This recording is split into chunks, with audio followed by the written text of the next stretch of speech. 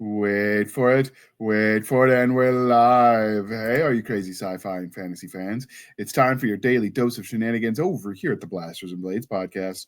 Just a couple of nerdy veterans and one chaos coordinator geeking out over our science fiction passions and fantastical fantasies. A place where magic is king, the sky is the limit, and space is the place. We are the podcast that puts the fun in dysfunction. So without further ado, I'm going to again apologize. This was still recorded because we record them about a month before they air, while Nick was doing double shifts for the Border Patrol. They've got him working like crazy, so I told him to catch some sleep so he didn't shoot himself in the foot. That would be very bad. But with that, Matthew, you've been on the show once to talk about your short story in the Dragon Anthology, but could you introduce yourself to our listeners and viewers at home? Sure. My name is Matthew C. Lucas. I go by Matt. I was born and raised in Tampa, and I am a speculative fiction author doing primarily epic, historical fantasy, as well as a little bit of occasional weird Florida fiction. Been writing for about 10 years now. What qualifies as weird Florida fiction? You could say anything from Florida. Would qualify as weird Florida fiction, but particularly my brand is along the lines of weird small town kind of gothic. You don't know what's going on underneath the surface, and what's underneath the surface is really, really bizarre. That kind of genre. So how is that different from generic Southern Gothic? Because one, alligators and the fauna are all Floridian. So just the location. Otherwise, yeah, look, it's primarily location. Although you could probably swap out any of the Sunbelt states. Yeah, so basically, it's small town fiction. Pretty much, but with a somewhat unique Florida air in that usually it'll have a mashup of somebody that's like maybe from Miami. Fish out of water in a small North Florida town, that kind of thing. Now, are those like urban paranormal fantasy type deal where it's set in a modern world, or is this second world version of Florida? Modern world, but fictional towns. So like that's kind of the. Oh, that still counts as Earth. I mean, fictional towns don't make it first versus second world. That doesn't change anything. I guess I was asking as if it was like some other planet kind of thing where you could do whatever you want. Or is it Earth as we know it within the constraints of that? The actual Sunshine State. Okay. Do you like to set those in a specific era of time? So like the Roaring 20s, the 50s? Current? Yep. Current. Okay. And do you have that's the only vein I do that's current stuff. Everything else is if it's epic or grimdark or whatever, that's going to be kind of pre-industrial technology. The historical fantasy, I think the most recent, I mean, I've done some short stories that are kind of like late 1800s, but most of that's going to be, way old stuff too. But the Florida stuff is always modern. Okay. Yeah. What counts as old is relative. I saw one of the teachers that's an author on Twitter was sharing that their students were concerned if their source was too old because it was in the late 1900s. I told her it was time to get another job. Send those students packing. Ouch. Yeah. I'd name the person, but that's her personal Twitter and not her author one. So I just kind of let it ride because I don't know if her bosses know some of the weirdness she writes. It makes nothing Purian or anything like that, but I know some people don't like to cross the streams when you work with the young folks. So yeah. But yeah, when they said is late 1900s too old to cite as a source, I was just like, oh, you're killing me. You're killing me, Smalls. You're killing me. We knew stuff back then. Yeah, I mean, when my youngest was little, he did ask me if I fought the dinosaurs in the war, and I'm just thinking, how old do you think I am, kid? Did you say yes? Absolutely. Nice. When I rode a Stegosaurus into battle like a true gentleman. So, all right. So the next part of the introduction, dear listener, is how we first. Well, yeah. So you already introduced yourself. This is how we found him. So he was actually submitted some stories to some anthologies that I hosted. Both under the Three Ravens banner and then again under Bayonet Books. And so we had him on for his short story about In the Deadly Flames anthology. It sounded fun. So when I heard he had a novel out, we decided to have him come on and we could talk about it. So that's how we found him. But because we brought him on for the short interview for the short story, he has not answered the proper religion question. So we're going to put him in the hot seat. Are you ready for this, Matt? Bring it. All right. Star Wars, Star Trek, or Firefly? Star Trek original with Bill Shatner and DeForest Kelley and Leonard Nimoy. Okay. There's been some heresy going on about some of these classics. There's someone who's making the joking argument that, that Die Hard is it a Christmas movie? Obviously, the right answer is yes. Now they're making jokes that Die Hard is a Harry Potter movie because he's running from Alan Rickman in a tower. I hadn't heard that. That's good. Yeah, so it's some of these classic questions are just getting a little weird. Now that anyone can say whatever they want on Twitter, it's like the wild, wild west. Yeah. Like the internet when we were kids. When you had like the dial-up that sounded like. Well, I haven't had the sacrifice of robot for a while, but the crazy sounded like it was dying. Yeah, that crazy anything goes mentality. It's kind of refreshing.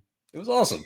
Good times. So, all right, and because we are polytheistic here at the Blasters and Blades podcast, Game of Thrones, The Wheel of Time, or Chronicles of Narnia? In terms of writing, I would go with Game of Thrones. The first 3 books, it starts going off the rails in book 4, and by the time it gets to the 5th book, it's just, you can tell it's basically devolved into fantasy soap opera, and it's never going to stick the landing. But the first 3, I thought they were pretty solid. I respect C.S. Lewis's stuff. I was never. I mean, I loved his Christian apologetics. Grief Observed, Mere Christianity, all that kind of vein. His fiction, though, just for some reason never really grabbed me even as a kid. But I respect the heck out of him as a writer. So, I mean, obviously, you had to qualify the Game of Thrones. Did you enjoy the Red Wedding, or was that a bridge too far for you? Oh no! In the book, I thought, man, that way to punch the reader in the gut and get their attention. You didn't see it coming in the book, and from what I understand, the people that just watched the movies, they were all completely floored by it too. No, I mean, it was really effective, and I didn't think it was gratuitous. I mean, it definitely changed the storyline, but I thought it was cool. So, because you had to offer qualifies for your Game of Thrones answer, is there fantasy that you prefer over the 3 that we listed? Like, what would be your perfect fantasy novel? Ooh, perfect. Obviously excluding your own books. Because I set the standard, JR. Now, clearly. The problem is the more you do in writing, you probably fall on this track. The more writing you do, the more critical you become. Like you can't turn off the editor. So even the great stuff, all you end up seeing is, yeah, but I would have done it this way, or maybe if you tweak this. But I guess the perfect fantasy book is probably The Hobbit. Okay. Like if you held a gun to my head and said you got to pick one, I'd say The Hobbit. Okay, that's a good one. I mean, you can't go wrong with Tolkien. Yeah. In fact, that used to be one of the list of the 3, but it was just unfair to compare anything to that. He would always win. Yeah. Yeah. So we just had to mix it up, and C.S. Lewis is sort of contemporary to that, so why not? Yeah. But the problem is for the main question, obviously people can answer whatever they want, no matter how obscure. But for the main question, the starting point is always properties that are on screen, game, and print, because it's so we can approach readers regardless of the medium they engage content. And so that does kind of narrow your focus some. Yeah. Which is why we always in the pre-show tell the guests they can pick one, pick all, or tell us our list sucks and substitute my reality for theirs, right? Your list is great. It's my choices that suck. For me, I always go back to the either the Bulgariad by David Eddings, that whole universe, I dig it, or the Shannara stuff. I never read those, and I feel like I missed out because of that. It's not too late. No, I mean, it's something that you could read for the first time as an adult, and it would still have kind of like a hook. It would grab you. I think so. I mean, it's a product of its time. So I don't know if you've noticed, if you read a lot, you can generally, once you start getting into it, tell when a story was written, rough era by the way they tell a story. because the tastes evolve, right? Like, so nowadays you're going to get a lot less description, but you're going to get a lot more action and maybe a little bit more of the candid R-rated type scenes, because it was just we're jaded to that. Whereas back in the day, it was going to be fade to black after a chaste kiss, but you're going to get a description. And you're going to know exactly what Mary Jane looks like, right? Or Bobby Sue or Tim Taylor or whatever. Insert any random name, right? You know what they look like in those older stories because they described it. They painted the picture for you. Whereas nowadays the trend seems to be leave as few details as possible about the people, so the reader can sort of self-insert. And I get that. I just but because tastes like that change, you can start to predict when a book was written.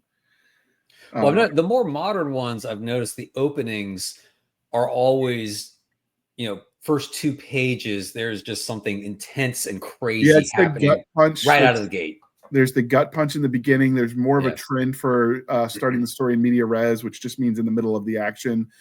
I think the exposition up front isn't as popular as it used to be. The epilogues prologue would be what it would be. The prologues aren't as popular as they used to be.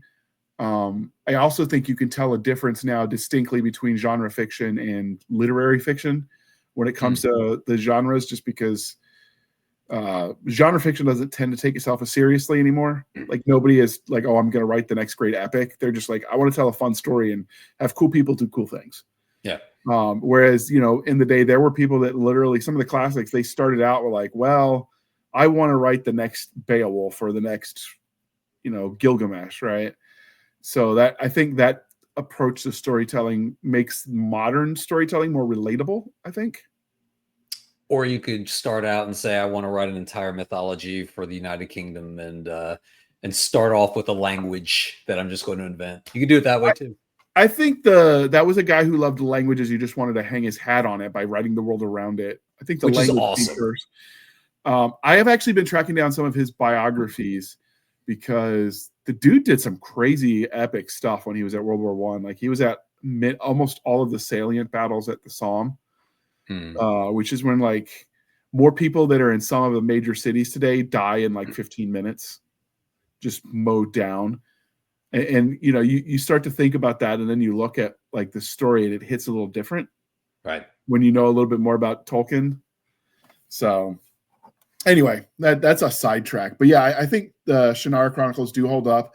I will say for a period of my life, because the Elf Stones of Shannara, I did look around for stones, because if they were ever too perfectly, I would like pick them up. Are these the magic stones? And I was hopeful. Ooh. I never found the magic stones, but I always looked. I ask only because like the fantasy novels that really hooked me as a teenager, that I just thought, man, this if I could write like this, I would be awesome, were Tracy Hickman and Margaret Weis's Dragonlance Chronicles. And I picked them up again later, and solid. They're good. But when you read them as an adult, you're like, yeah, I can see why I like this as a kid. As an adult, I don't know that I would have loved it quite as much. But as a kid, man, it just totally hit. Well, I mean, there's a different, like, it's knowing your audience. Like, was the book written for adults or was it written for kids? I probably wouldn't read some of the stuff. I mean, I'm not going to pick up the Hardy Boys again unless I'm reading with my kids. I wouldn't probably pick up the Boxcar Kids again unless I'm reading with the kids. But, some of the stuff that I was reading that was intended for an adult audience, I don't see why it wouldn't age well. I mean, it's a lot safer to age in fantasy than it is sci-fi because technology changes. True. But like, for instance, the Jetsons, we should have our flying cars by now and a robot maid. Although we do have, I mean, we do have Roomba.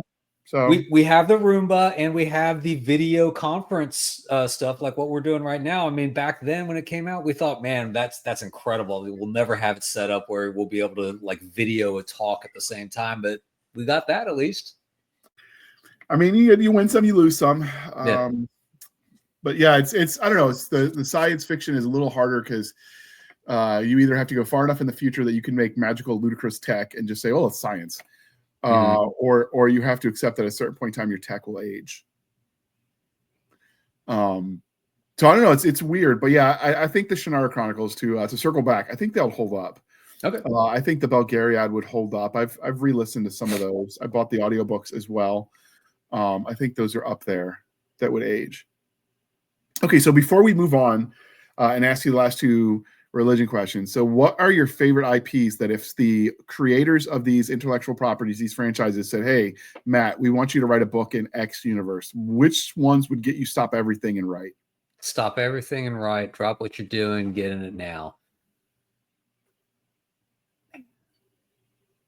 Just because I love complicated storylines and intertwined plot lines, Game of Thrones, just to see if I could stick the landing. I just think that would be an awesome show. So you might be the guy that writes the ending, since right.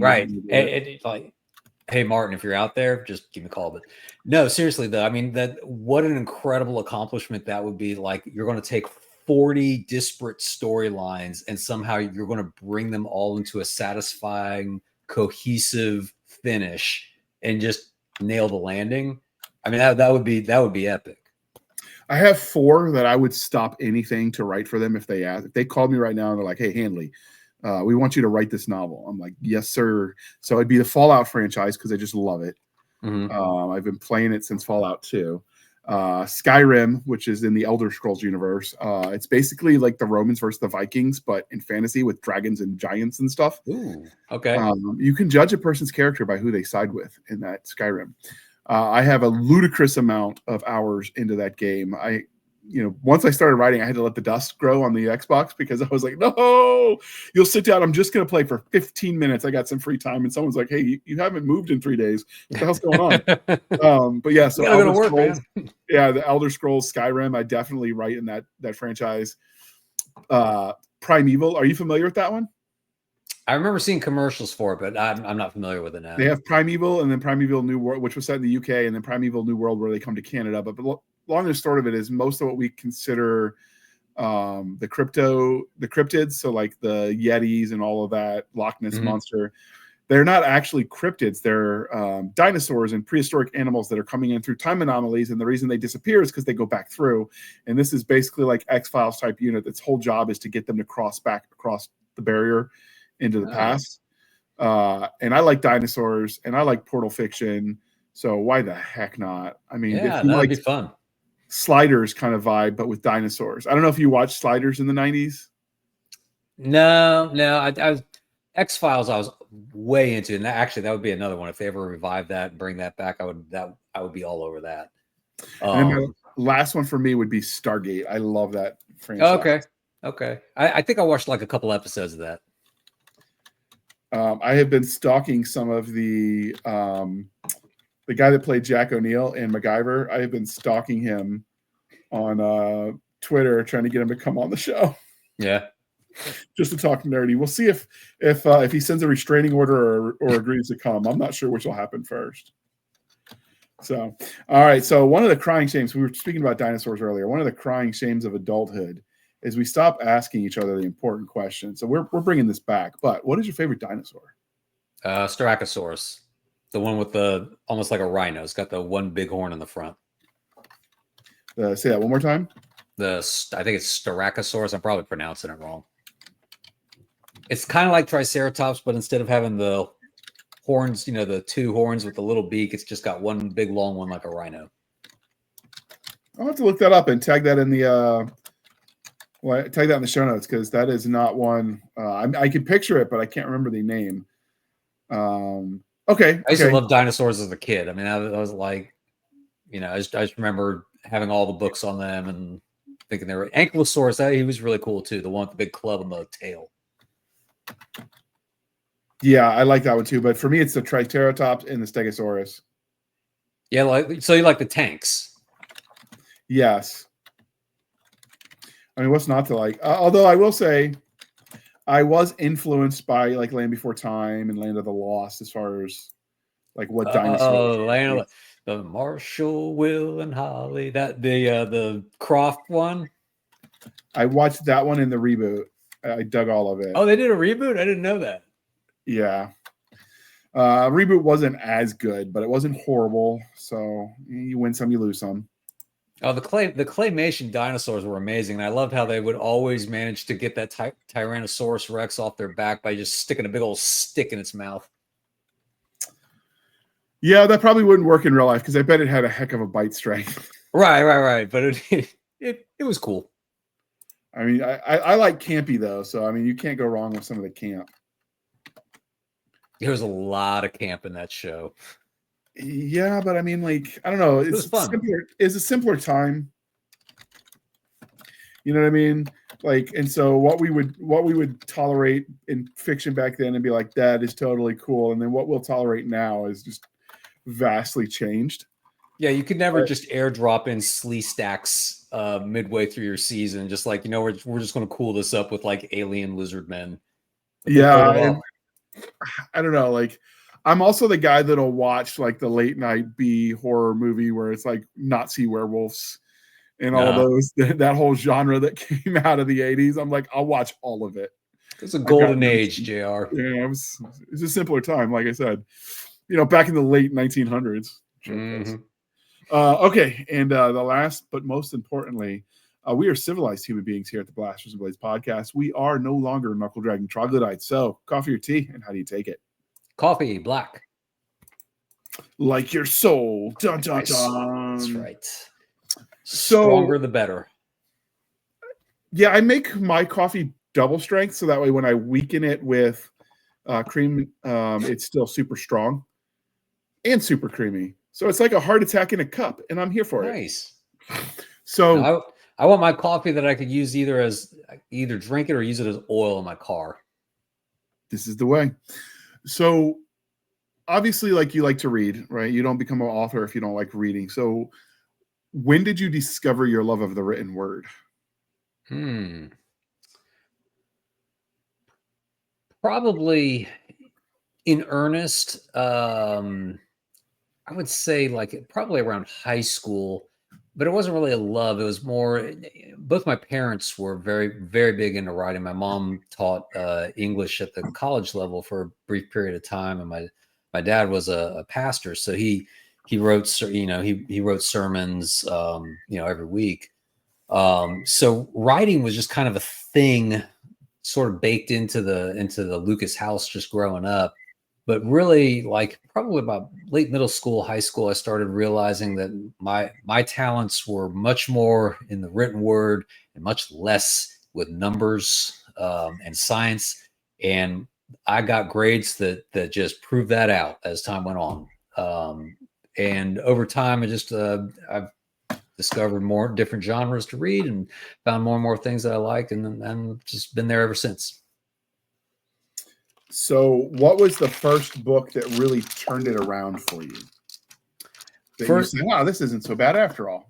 So it's funny, it actually came about because my dad took me to a movie at the Tampa Theater, which I guess y'all should look up the Tampa Theater. It's really cool. It was early 1900s theater that was built, made to look like an Italian Renaissance kind of courtyard.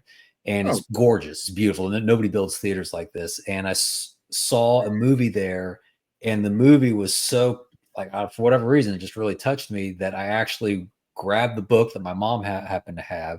And that movie was Watership Down. And I read that novel. I think I was probably like in 5th grade or 6th grade. And it's a thick novel. It's probably, a good 140,000, 150,000 words. And I read that thing cover to cover and was just, that to me is like, wow, that a story can be like this. This is unlike anything that I've ever read before. I didn't realize that you could tap into so many things and just about bunny rabbits, I'd say that would be the first one. Okay.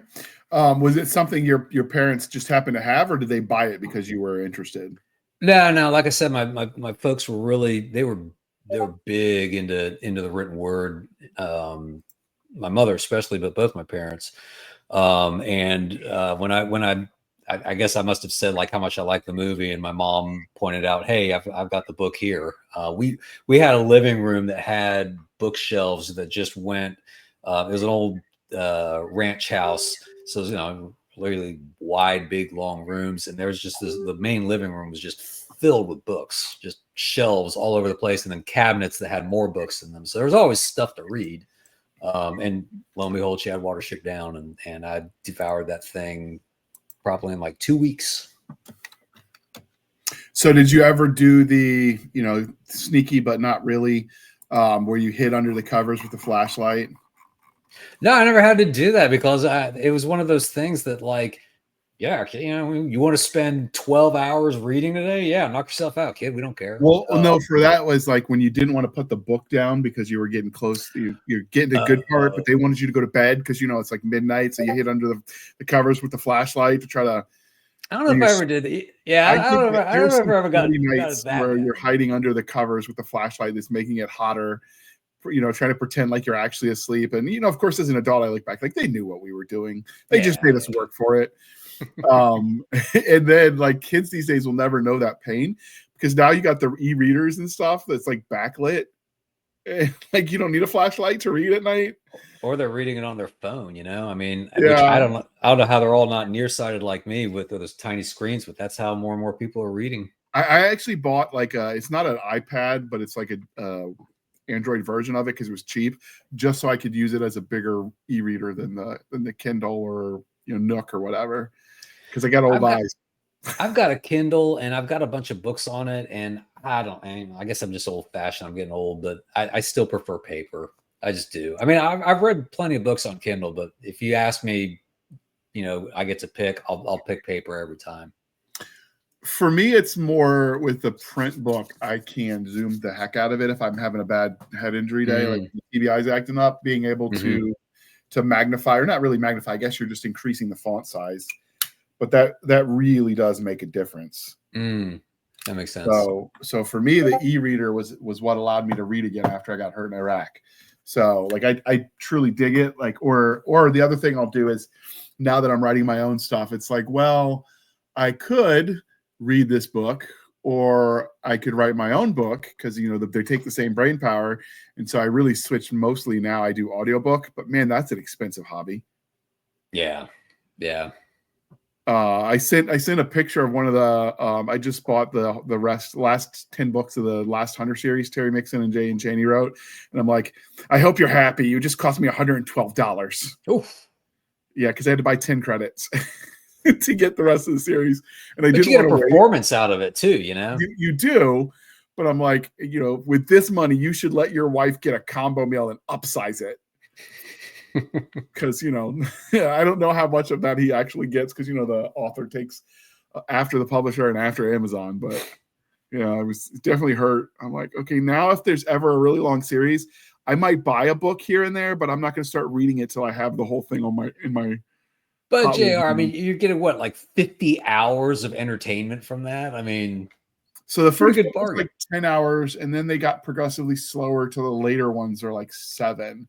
So using the 7 hours as the base, even though it'll be slightly longer, times the 16 books. Yeah, it's like 110 hours of. Oh, but I mean, it's 110 hours or 112 hours. The last 10 books cost me that.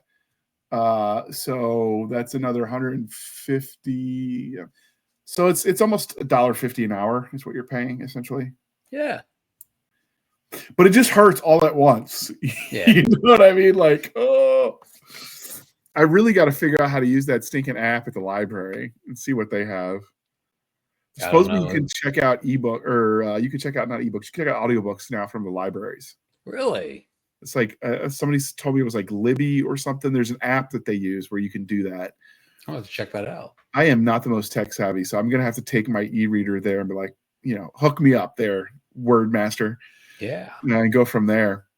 Get your tax dollars back. Absolutely. Okay, so at what point in time did you go from like, dude, I love reading all these awesome stories and escaping the world to go cooler places, and decide you wanted to tell your own stories? So probably in college, I had an English major roommate, and he was writing a bunch of stuff. He was actually doing a creative writing track. I was not. And I thought, like, I always loved reading. I always loved writing, especially like in middle school and high school. And it just kind of had gone dormant. And so I just started kind of messing around here and there, and not really doing much. But then in earnest, I mean, throughout college and even law school, I would occasionally just like kind of doodle stuff. And then after I got married, I'd had like 3 or 4 books that I kind of sort of started, again, just messing around, but wasn't really making any progress. I was like, everything was getting at chapter 3 and just dying. And so I decided, you know what, there's this, they have one of these like community classes at our local university. And I was like, it's in creative writing. What the heck? I'll take it. And so I took this class, and it was a pretty small class, but and the lady was Judy Candace. That was her name. She's since passed on, but really, really sweet woman. And she taught like some basic structure about how to go about putting together a story. And she had this revelatory idea that had never occurred to me for whatever reason, that, hey, maybe you ought to outline, plot out ahead of time what your story is going to do before you just try blazing off and running into a wall. And I did that, and lo and behold, I finally finished my first book, which was basically, bringing this back around full circle, was basically a Florida derivative work of Watership Down. But it was a finished novel. It was about 85,000 words. And I had started it, I had plotted it out, and I had finished it. And I thought it would be a one and done kind of thing that, check off the bucket list. Hey, wrote the great American novel. Now I can get back to living. And it turned out to be basically the gateway drug to writing, because I haven't stopped doing it since. But that's how that came about. The genre has kind of, that's been a work in progress and somewhat in flux, but it's always mostly centered around speculative fiction, just because that's what I enjoy most. And more I'm finding that I really like the historical stuff, but I'll do grimdark, I'll do epic. The book that we've got on for is kind of like a sword and sandals kind of thing. So just sort of whatever hits me. Okay. Is it hard to write without a soul? I understand you have to surrender those at law school. So couldn't get through this without a lore joke. That's all right. I still have my soul intact, JR. I'm here to tell you, we are good people. There are a lot of good lawyers out there. Abraham Lincoln was a lawyer, JR. Just remember that.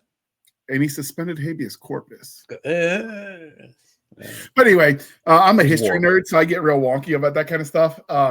So do you feel like your legal experience colors the way you tell stories? I mean, obviously you're not writing lawyer fiction, like you're not writing JAG or I don't know what other lawyer fiction is out there. I'm clearly John Grisham courtroom, right? Like lawyer dramas. Yeah, you're not writing. No, but it's interesting. What I've found is that although I've got one book under contract that revolves around a lawyer, so that's coming out much later. But although I do not write legal thrillers, law or a court proceeding or a judge or something like that comes into almost every novel that I've written.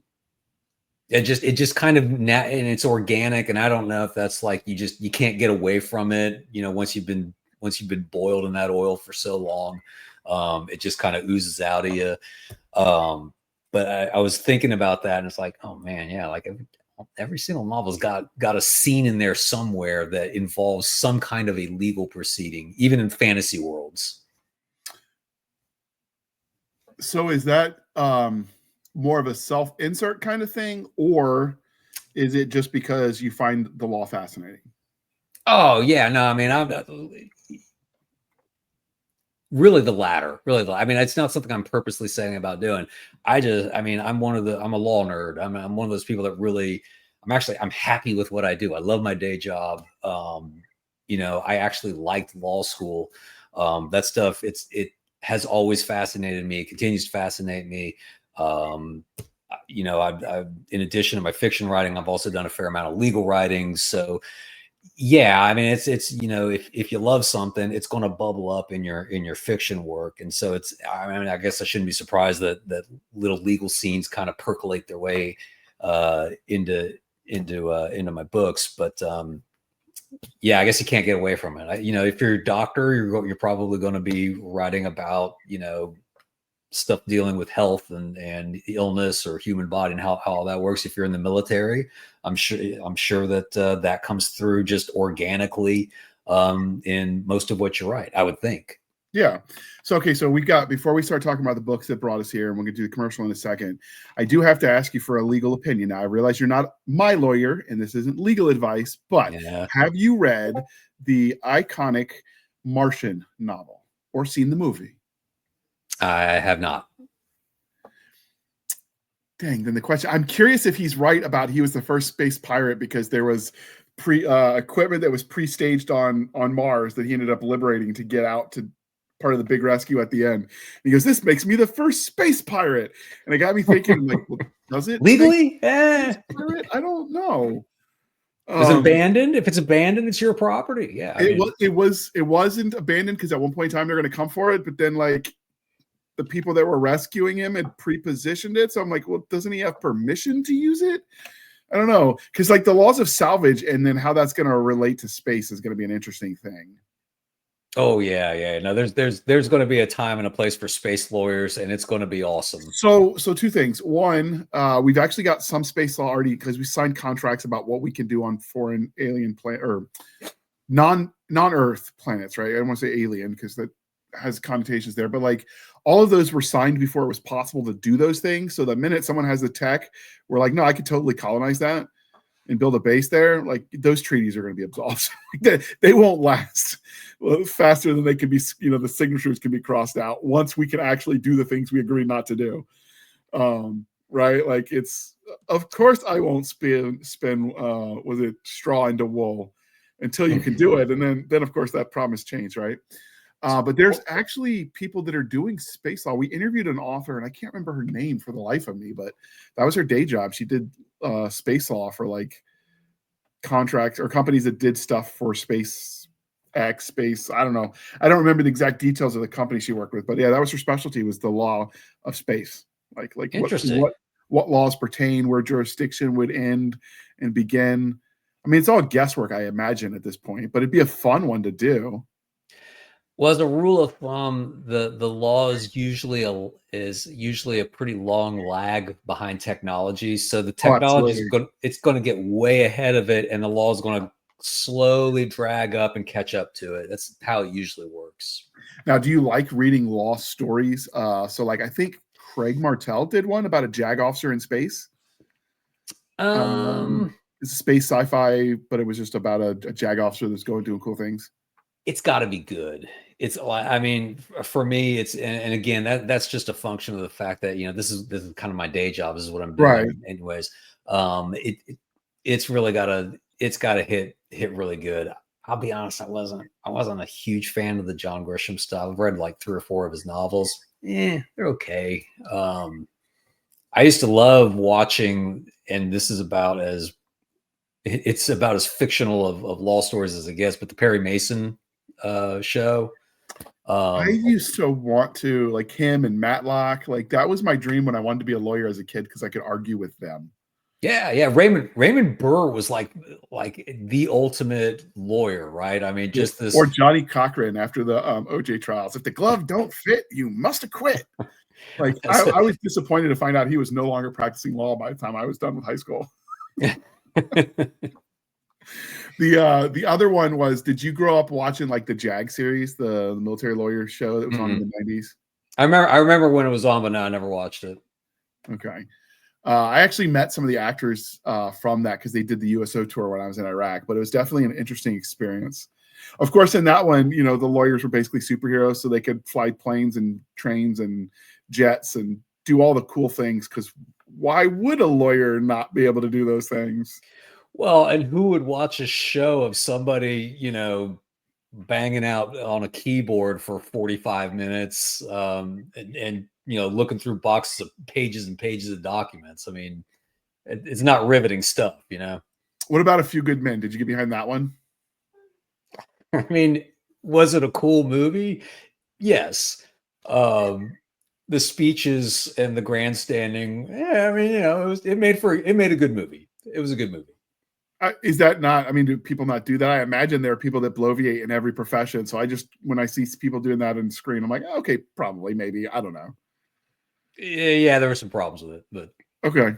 But it did give us the iconic line: "You want the truth? You can't handle the truth." Yep. It's based on a true story, though. The lawyer that was portrayed by, was that Tom Cruise in that movie? Yeah, Tom Cruise and Demi Moore were both in that. The lawyer he was portraying actually practices law in the Tidewater area. Oh wow, no kidding. He was a retired JAG lawyer, and then he just went into civil practice. I don't know if he still does. I just remember seeing ads a couple years ago where like, do you remember this iconic movie? It was based on me. Come sign up. Wow. But I mean, if I had a movie like that, I'd probably do the same dang thing, right? Like that's the marketing rights itself. I will tell you the thing I remember most about that movie was how on earth do you get a courtroom like that? I mean, that is gorgeous. They just don't make them like that anymore. Some of the old school Southern ones that survive, you get some of them that are like that, which is the old style. And then some of the military ones, they go for the pomp and the circumstance. Oh, okay. Nowadays, it's a lot more cubicle nonsense, like you would expect. It's more, but if you get to some of the older bases, some of them might be there. I had a stint where I was escorting people to and from as a secondary duty. Gotcha. Gotcha. So you got to tour and see the different military quarters. I remember thinking, I was like, man, I should have gone into JAG if you get to practice courtrooms like this. The ones I was doing it was when we were forward deployed, so it was like field expediency stuff.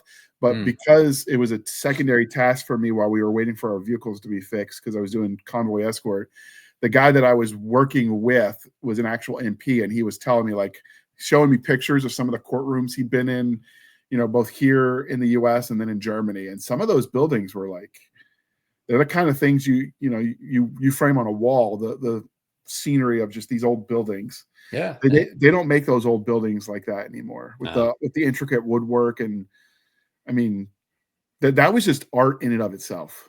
Yep. So, yep.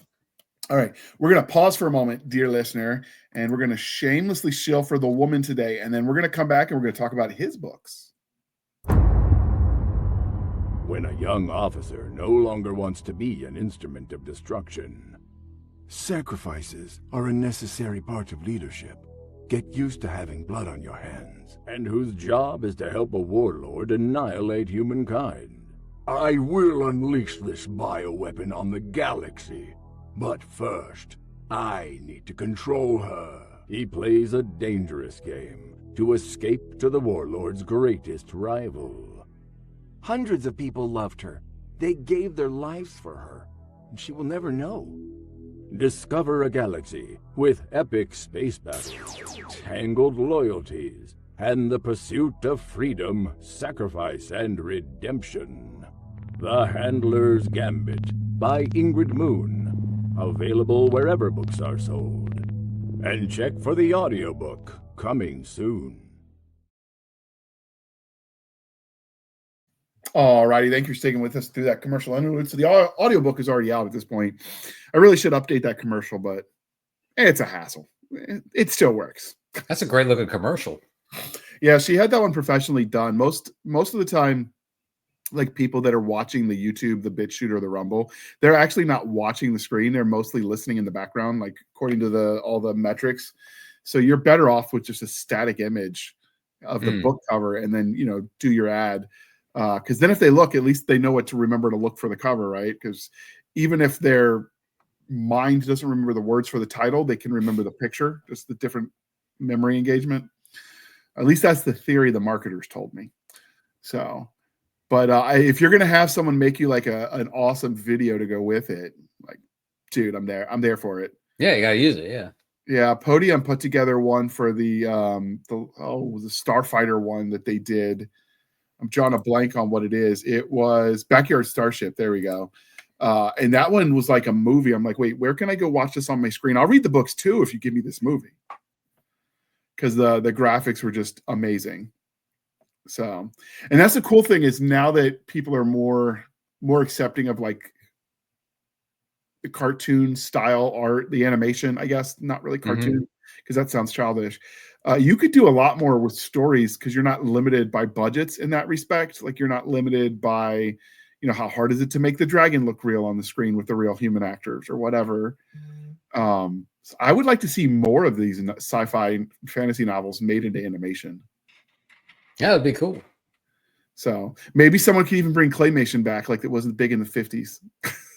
A remake of Davy and Goliath. Yeah, or like some of these modern stories, but with that old like claymation from like the old Christmas movies of the 50s. Those were awesome. Like I said, I'm a sucker for like the B story, right? Like with the art. So, all right. So we brought you on today to talk about your story, the Sword of the Godless, or Sword and the Godless? Sword of the Godless. There we go. So first, what would your elevator pitch be if you're trying to sell this story to somebody?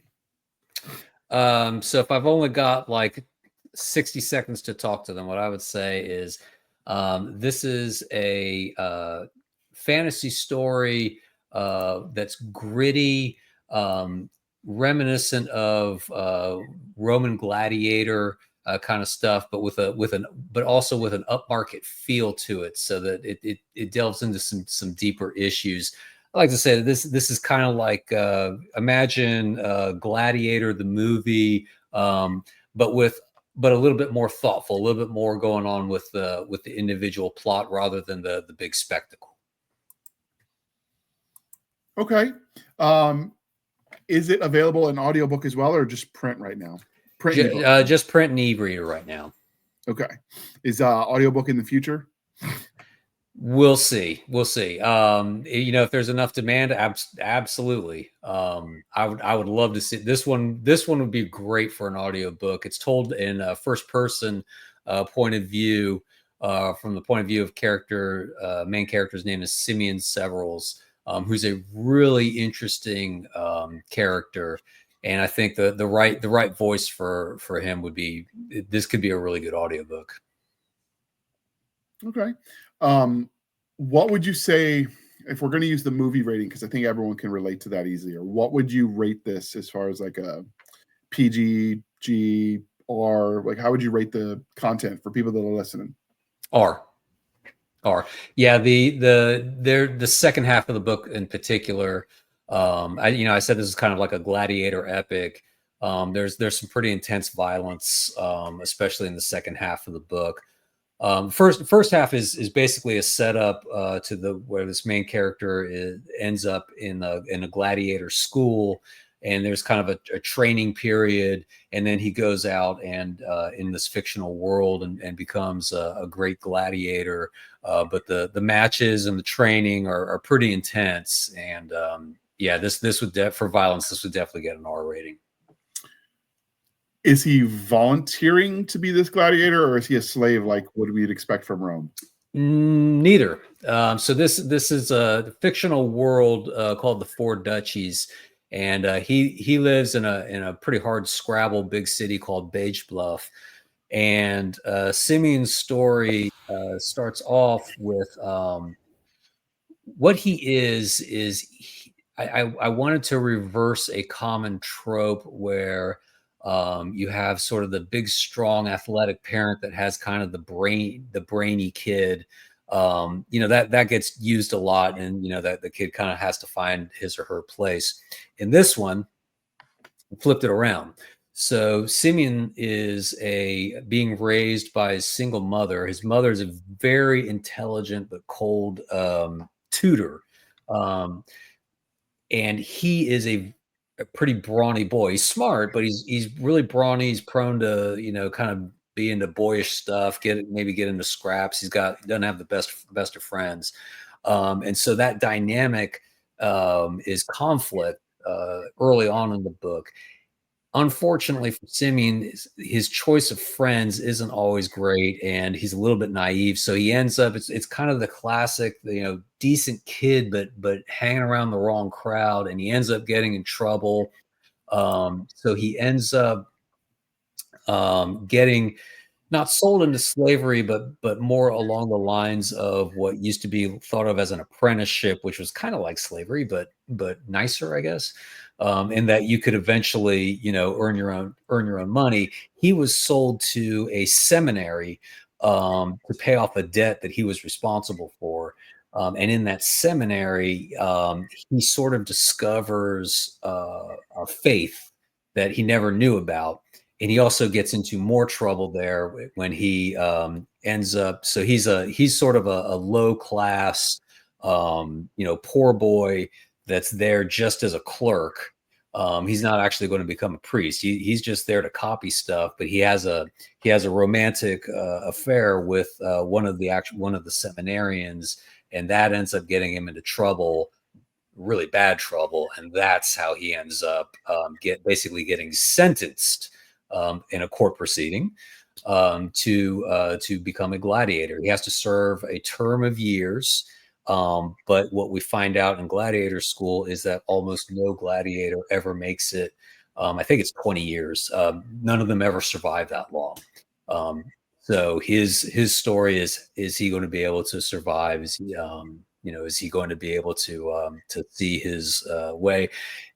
Once he gets into the gladiator world, the story shifts where first he learns how to become a gladiator, and then we learn about the business of being a gladiator. He has an agent, and as he gets more popular, as he gets more successful, he starts to get more wealth, and so that kind of turns into some interesting twists and foils. Now, with this wealth, can he then buy his freedom sooner? No. And the wealth actually, he earns. So it's kind of like, he's the talent, but all of the money gets spread to his agent, to the arenas, to the odds makers that are making the bets, but he gets to keep more and more, but he's always under lock and key. He's always being guarded. So you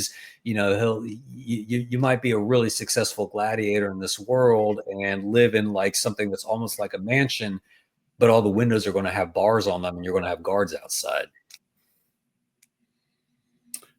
So is this closer to Gladiator with Russell Crowe or Spartacus? Oh, I would say it's closer with Russell Crowe. I mean, I'm already picturing the rebellion and the uprising from all these people. Like, yeah, I don't want to. I'm Spartacus. Yeah, I'm Simeon. Is that something you considered when you were writing it? Well, no, it's interesting. This novel came out of a short story that I had done, and once I went back and reread it, I said, because the short story kind of picks up almost where the book ends, but there's some reflecting going on about stuff that had happened in the past, and I thought, if I basically got an outline for a whole book here. If I just fill in all this backfill, I could turn this into a novel, and that's kind of how it came out. So does he feel like it was worth the what he lost to go after this priest chick? Oh, JR, if I told you that, I'd be giving away stuff that comes out in the end. Oh, it was a honey trap, right? She set him up so they could get him. No. It was an organic, natural kind of thing with, two young people that just kind of fell for each other eventually. But what plays out and how their paths cross, it's not, she doesn't just show up for the scene to get him in trouble and then she's out of the story. She comes back into the story later, but I can't get too much into it because I can't give away how the last quarter of the book plays out. But there's some really cool character development that happens. So she doesn't get punished too because she's she kind of does. She kind of does, but in a different way. And we find that out in about the last quarter of the book. Okay. Is this part of a series? No. This is a standalone. And when I say standalone, I mean this is a one and done. You'll get the whole arc, the whole story, all in this one book. is the universe done then? Obviously this is a standalone book then, but will you come back to the universe, do you think, or is the universe done with this novel? The universe the universe is not done with the novel. The story of Simeon Several's, this is his story, and almost like life story, in a way. The in terms of the universe where this is set with the 4 duchies and everything that's going on there, no, I mean, there's all sorts of room for stuff that can expand out. If folks like the world that this is in, and it's a kind of gritty world that really loosely resembles, ancient Rome, but more a lot like if ancient Rome were set up kind of the way all the states of Germany were set up, with the Holy Roman Empire. So you've got like these duchies, and there's sort of somebody that's in charge, but he's not really, but kind of is. And that universe and all the world building that went into it, which was a fair amount. I mean, people that read this, you should really feel like you've got a good feel for what's going on here and what this place is like. There's absolutely room for more stories there. Okay. Was this something that surprised you when you were writing, like where you went, or did you kind of already know as you're writing exactly where things would go? So usually I'm more of a pantser than I am a plotter. I would say probably like 80-20 pantsing versus plotting. This one, though, because like I said, this came out of a short story, and the short story was set up near the end of the story. So I knew how this was going to come out. And I kind of knew how it was, what the backdrop is. The middle part, like how it was going to get there, that took a little bit of doing. That probably took the most time, actually. But like the setup part, that was pretty quick. And then the ending I already knew, and then getting through the part where he ends up getting sent off to gladiator school, and then has all these great spectacular fights. That part was where I had to do a little bit of plotting work to figure out, okay, well, where's he going to go then? How's this person going to come back around from earlier in the book to interact with him, and how's that going to affect the story? But this was one I actually knew where it was going from the beginning. Okay, so is this it's fantasy, but does it have like magical creatures, magic? Nope. Like what? Nope. So it's fantasy only insofar as it's a totally made up world. But everything that happens in here could have just as easily happened in a pre-industrial Roman kind of setting. So sword and sandal kind of story. Yeah, very much so. Very much so. It has that feel. Yeah. Do you lean into like the gladiator styles where you got the netman and the spearman with the trident and all of that, or do you kind of let so in this one, that's interesting. Some of the stuff about how they train in gladiator school and what they train with, it's mostly swords and maybe small shield. But one of the things that comes up is that the weapons that we work with as gladiators, they're not really made for like battlefield killing, because that would make for a really boring match. Rather, they're made for to make it about as even as possible between these two people, and to make the most exciting match that you possibly could. So most everybody ends up fighting with a sword and a shield at some point, but different styles. So one of the things that does come up with this is that different fighters have very different styles, and one of the things that Simeon has to figure out is, okay, how do I handle this? What do I do? How do I counter that? Okay. As far as, so are they using actual shields or more sword and buckler? The fist size shield or that kind of thing. And then or like kind of medium-sized shields, very little armor, per se, again, because you want this is for the crowd's entertainment, so you want them moving around as fast as they can and showing their skill. But that's how most of these play out. But sometimes they end up devolving into just straight up grappling and fist fights. So one of the things that comes up in the school is that there are different grades of gladiators that will be trained in different ways, and it just kind of depends upon your build. So the fighters, the warriors, they're going to be that they're few and far between. The ones that are going to this particular school, it's called the Escola, and they're famed throughout the four duchies for being the best school, but it's only a handful of people that are going to be like the full on gladiators. The other ones that are going to train are going to be more what are called skirmishers, and they're kind of like for quick fights. Or those are the ones that you might have like, a group fight another group. And then there's yet another group called grapplers, and their thing is just wrestling style. And those each one kind of goes a different route. But Simeon, he's the top trained one, and goes off and finds his fortune. Okay, so with the gladiatorial games, they found evidence to indicate that gladiators were expensive to train, so they didn't want to kill them willy-nilly. So a lot of the fights did not end in death. So obviously they sent slaves to get eaten by whatever, but the actual properly trained gladiators, not the cannon fodder, or I guess sword fodder, I don't know, but the cannon fodder, like, that's different. But as far as the properly trained gladiators, there's even evidence that they would fatten them up with like thick oatmeals, because if they were fatter, they would be protected from wounds that would pierce through to like the heart or the liver or the kidneys, but the fat would bleed, so it would look worse than it was. So they would fatten them up a little bit right before the match. Interesting. So we found, because some of the graves have been, of course, found and uncovered, and we're learning a lot more as they excavate Pompeii.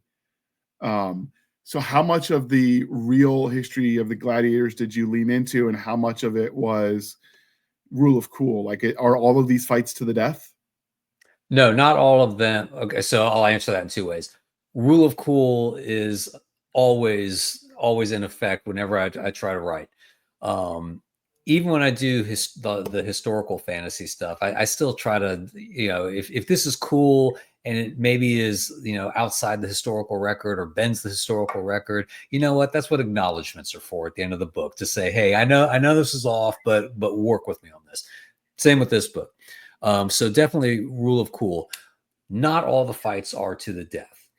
So in this world, there's the way that's signified is they fly a flag at the top of the stadium. If it's a white flag, it's not to the death. It's just, to whoever wins. Black flag, though, means someone's got to die. And yes, the gladiators, their worth and their how much goes into them and their investment, and that's what's key in this is there's kind of this whole economy built around the gambling aspect of it that becomes very big in the story. They become very valuable as draws to bring in more people. But here's the thing: you're not going to bring in people unless you risk there being some death to them. So yes, many times these guys will fight to the death, but what they'll do is they'll bring in a lower, maybe a skirmisher or a gladiator that just got out of the Escala, or somebody that doesn't really match up to them well. But then what happens? Well, after a while, people get bored with watching that. So then you've got to mix it up again.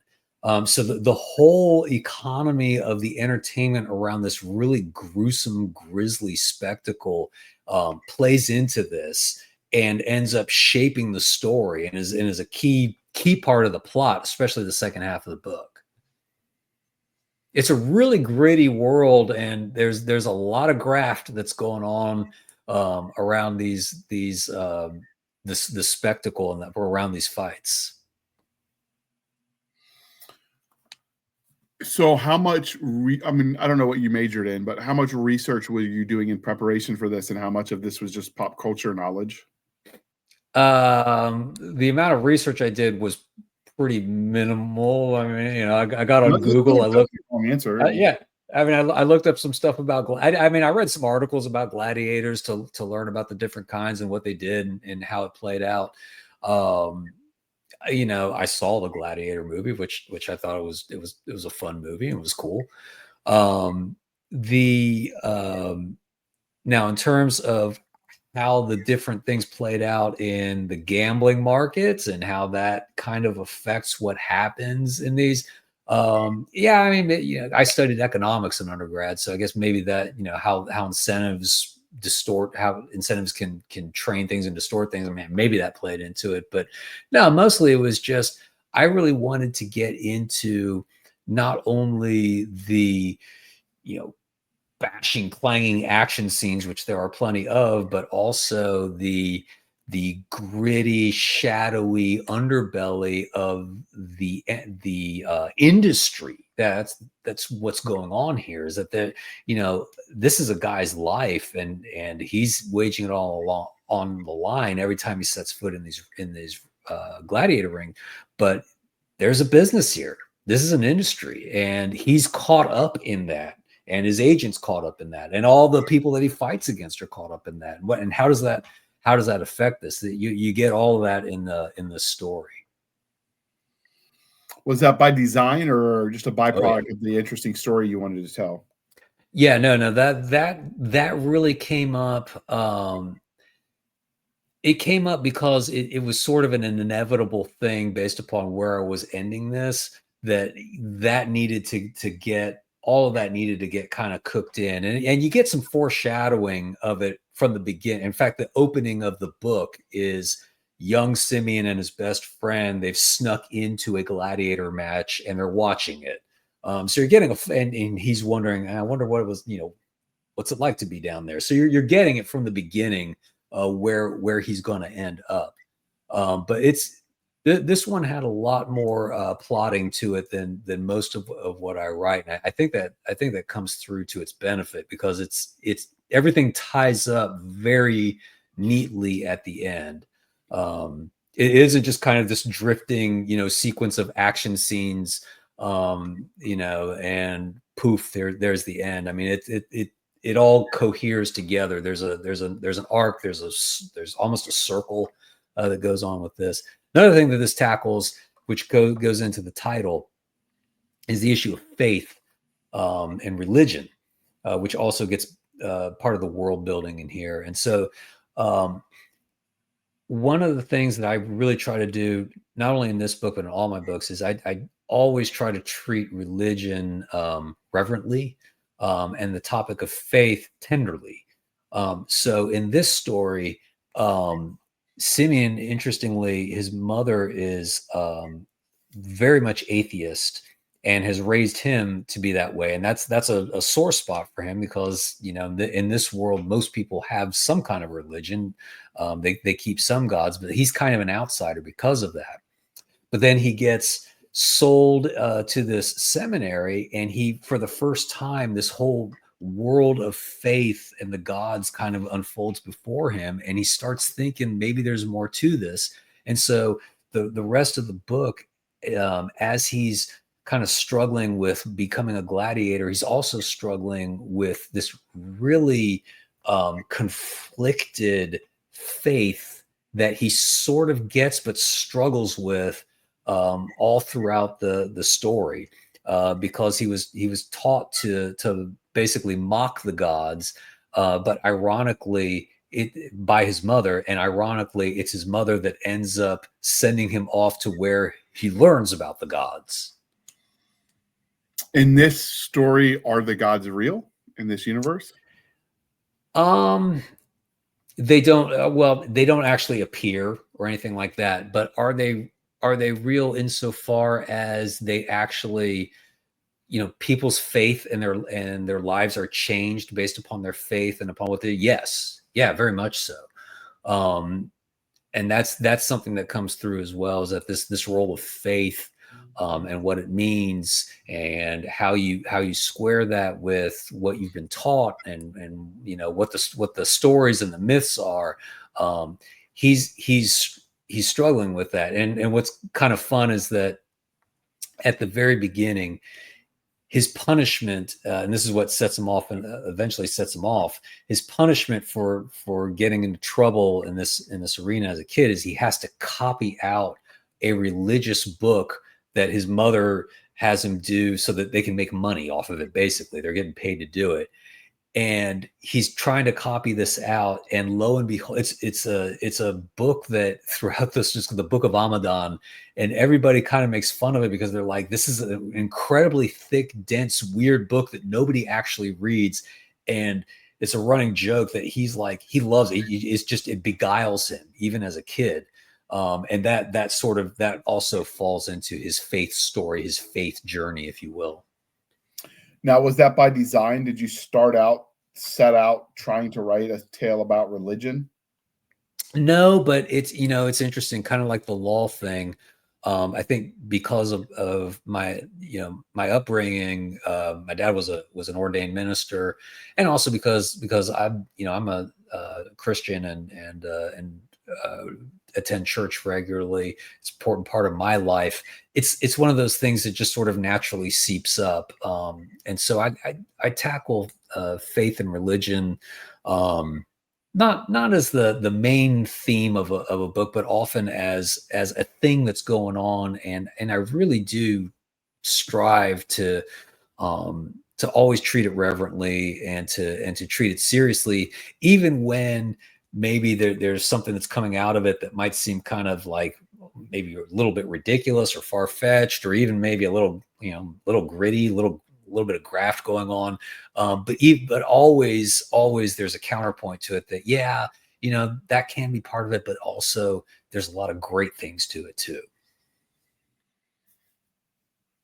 Okay. So is this something that, obviously it's a standalone novel, is this something he gets resolution on with his religious journey? Because that sounds like it's part of his character arc. Got to read the book. It does. Yes, but you got to read the book to find out what that is. And it doesn't come all the way until near the end. Now, was the main character always a scrappy dude, or is that something they just had to beat into him at the school? So he was kind of brawny, not like, get into fights all the time, but he wouldn't shy away from a fight. So, he gets into a couple scraps in the first quarter of the book as a kid. He's not afraid to use his muscle, but he's not, he's not like a stud. He's not born a warlord or some great warrior or something. He's not like the chosen one type, in terms of being a gladiator. Instead, he basically, almost on a fluke, gets into the rated as the kind of the high warrior. And then it just happens that the guy who trains him, who's the head, whose name is Frederick, and he's an interesting character. He's the head trainer of the gladiator school. He ends up, because they only have 3 that are going through at the most upper level, Frederick, the main trainer, ends up pairing up with Simeon. And so he just beats him mercilessly day after day after day, until finally it starts to click and Simeon starts to learn the lessons. And of course, they're not just lessons about, how to do the fighting and the physical stuff and the physical training, but also mentally, how to think like a gladiator, how to think like a warrior, how to, all of that comes into play in that. Is this something that when you were writing these stories, you blocked out physically so you could know that this is what this movement looked like, or you just rely on your imagination? Mostly I relied on my imagination. Did a little bit of research here and there, not a lot. I'm not one of those research hounds that'll go chasing down stuff, for days and write up notes and everything. Rule of cool. I've got a thing. This is true of my historical stuff, but also for this. My general rule is I want to write something that seems as that for 95% of the population, they'll read it and I won't look dumb. If there's that's what I'm looking to do. So in terms of getting details right, I just don't want to look dumb for the vast majority of the population. if there are a handful of folks out there who are like, well, actually, in a one-on-one situation, you'd have your back foot at a 45-degree angle, not whatever. My response would be, thanks for buying the book. Thank you for reading it so closely, and I appreciate your thoughts. But my rule of thumb is I'm just trying to make this so that I don't look dumb and so it doesn't seem silly. So most of this stuff, I would picture it in my head. Occasionally, for a few movements described, I would kind of like try to walk through it, like, okay, how would this work? The stuff, I did a little bit of, really little bit as a kid, a little bit of martial arts stuff. So I know a little bit about, like, where you're putting your weight and how you're shifting weight and how that's really important. But mostly it's rule of cool. Okay. And have you gotten any pushback from some of your earlier readers about that? No. In fact, the fight scenes are everyone's favorites. Okay.